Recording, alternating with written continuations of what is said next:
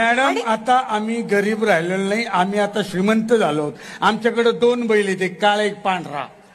अरे वा, मग क्या बात आहे. ए मला सांग, तुम्ही त्यांना असं बांधून वगैरे कुठे ठेवता? कुणाला, काळ्याला की पांढऱ्याला? पांढऱ्याला. पांढऱ्याला गोठ्यात बांधतो. आणि काळ्याला? गोठ्यातच.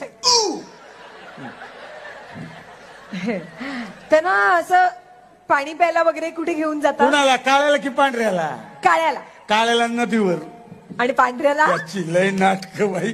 सोमवार मग नदीवरच. त्यांना खायला काय देता? कुणाला, काळ्याला की पांढऱ्याला? पांढऱ्याला. त्याला गवत. आणि काळ्याला? गवतच. काय नाटक लावले रे?